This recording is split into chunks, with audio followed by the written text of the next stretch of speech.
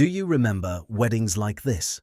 The way we got married in the 60s and 70s. Do you remember your wedding day, or the wedding of your sister, your cousin, your best friend from the street? That neighbor whose reception you can still smell, roast meat and cigarette smoke and cheap perfume and something sweet you could never quite name. Because weddings back then were different, completely different, not just smaller or simpler, different in a way that mattered, different in a way that meant something. I guarantee that by the end of this you'll be smiling and sighing and leaving a comment telling us your story. Because everyone who got married in the 60s or 70s or watched their parents do it has a story worth telling. Let's start from the very beginning. The courtship.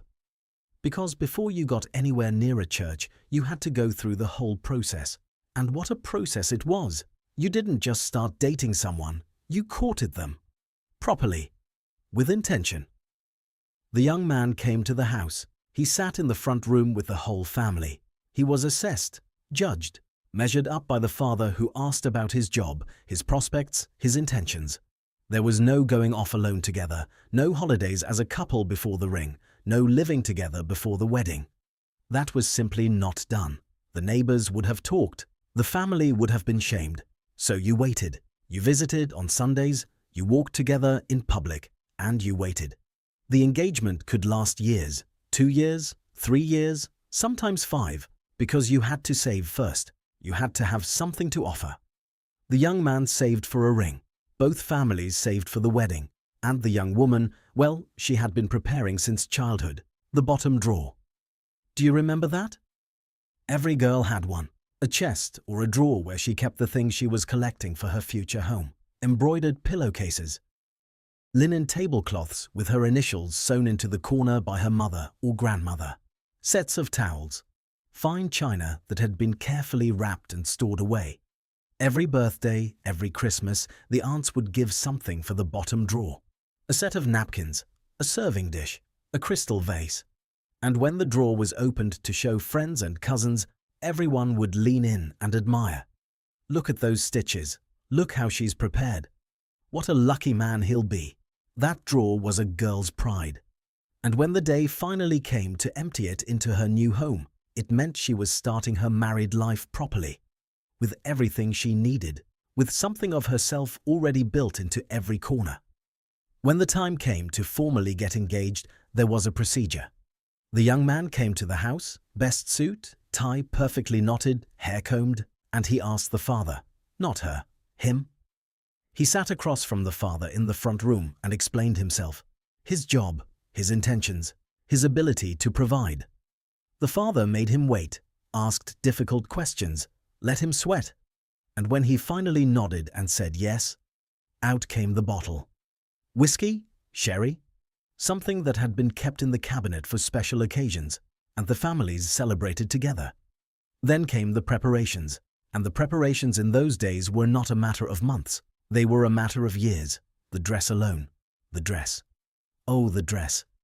You didn't go to a bridal shop and try on 50 different styles. You went to the local seamstress, or your mother made it herself if she had the skill. You bought the fabric, yards and yards of white satin or taffeta, and you designed it together. Long sleeves, high neck, full skirt. Nothing revealing, nothing extravagant. A dress that was modest and beautiful and could, this is the important part, be worn again. Many a wedding dress from the 60s ended up dyed pale blue or rose pink for garden parties and family occasions afterwards. Because you didn't waste things. Nothing was wasted. The fittings were an event in themselves. The bride would go to the seamstress 3 or 4 times, always with her mother, her sisters, her best friends. Everyone had an opinion. The sleeves should be longer, the waist should be tighter, more volume in the skirt.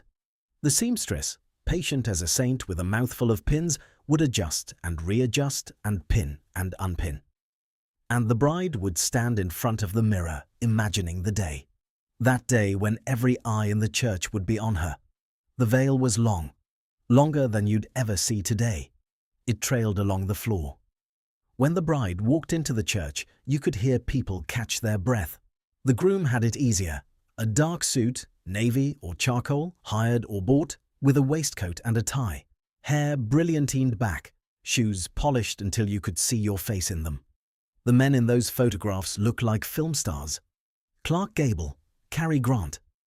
There was a dignity to how they dressed, a formality that said, "This moment matters." The ceremony was always in church. Always. Civil ceremonies existed, but they were rare and slightly frowned upon.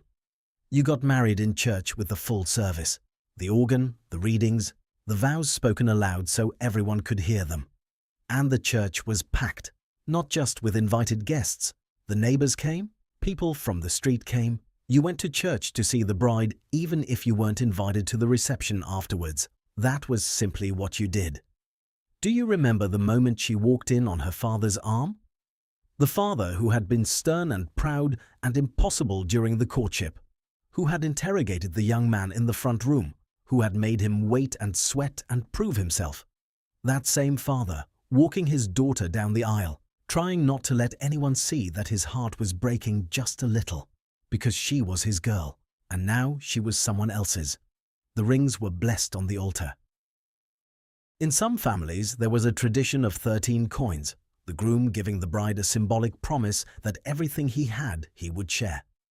The priest spoke about the duties of marriage, about respect and faithfulness and the children who would come.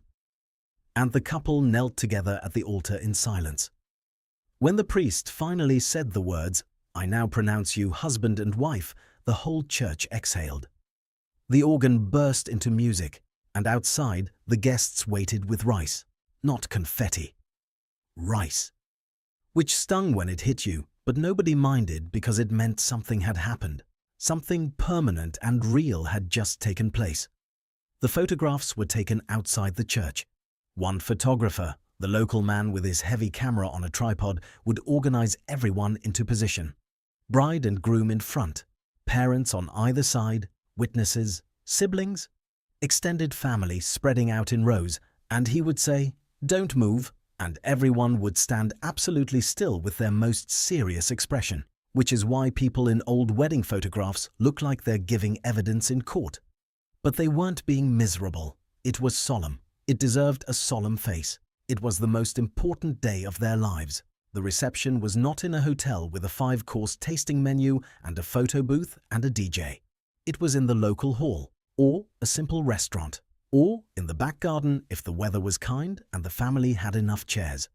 The food was homemade and abundant, and it was the kind of food that stays with you. Thick soup to start. Then roast chicken or beef with proper gravy and roast potatoes. Then trifle, or a fruit cake with thick white icing and small figures of the bride and groom on the top. When the cake was brought out, that was when the noise started. The guests would begin tapping their glasses with their cutlery. Louder and louder, faster and faster, until the couple had to stand up and kiss. And they'd be red as anything, a quick, shy, proper kiss, and the whole room would cheer and go back to their gravy. The dancing came after the food, not a DJ, a band, accordion, fiddle, sometimes a piano if the hall had one, or records played on a turntable. Waltzes, quick steps, and then something faster for the younger ones. Jive, twist. The old couples who had been dancing together for 30 years glided around the floor as if they were weightless. The uncles danced with the nieces, the cousins danced with each other, and there was always one man who had one too many and became the entertainment for the evening, which everyone pretended to disapprove of while laughing till they cried. There was a tradition at many receptions. The bride danced with every male guest in turn. One by one, the men would take a turn with her and press a note into her hand or pin it to her dress as a gift to help the young couple start their life. By the end of the evening, her dress was covered in folded notes, and she was exhausted and radiant, and her feet ached, and she wouldn't have changed a single moment. The bouquet toss. The bride climbed on a chair with her back to the room and threw her flowers over her shoulder, and every unmarried woman in the place lunged for it, pushing and laughing and grabbing, because tradition said the one who caught it would be the next to marry. The woman who caught it went the color of a sunset. The ones who missed pretended they hadn't really been trying. The gifts were practical. There were no wedding lists at department stores, no requests for honeymoon funds or kitchen appliances worth hundreds. People gave what was useful, A set of pots, matching towels, a good frying pan, cutlery, a set of sheets, money in a card if times were tight.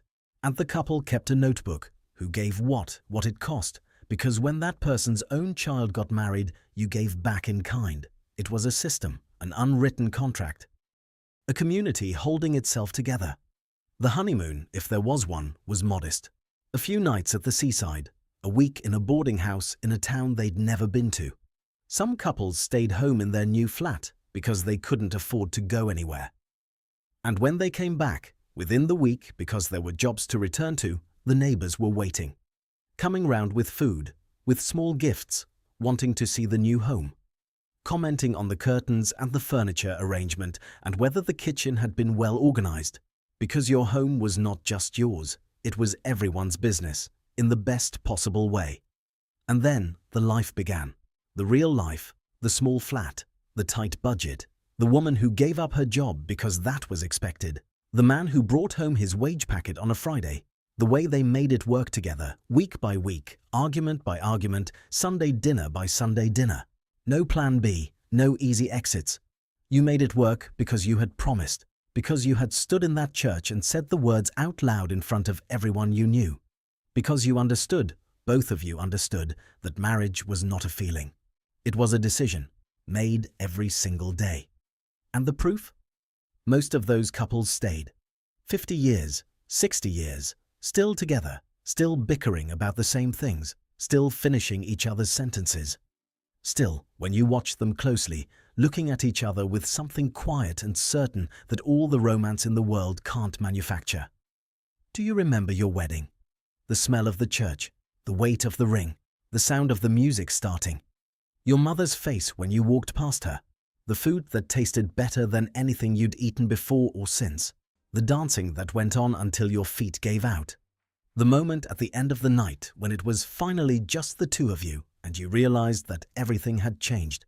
Tell us in the comments. What year did you get married? What do you remember most about that day? Do you still have your dress? Your suit? Is there a photograph on the wall? Because these are the stories that deserve to be told. These are the memories that belong to all of us. Leave a like if this took you somewhere. Share it with someone who was there. And subscribe, because every week we remember the world that shaped us. The world that made us who we are. The world that, no matter how much time passes, we never quite leave behind.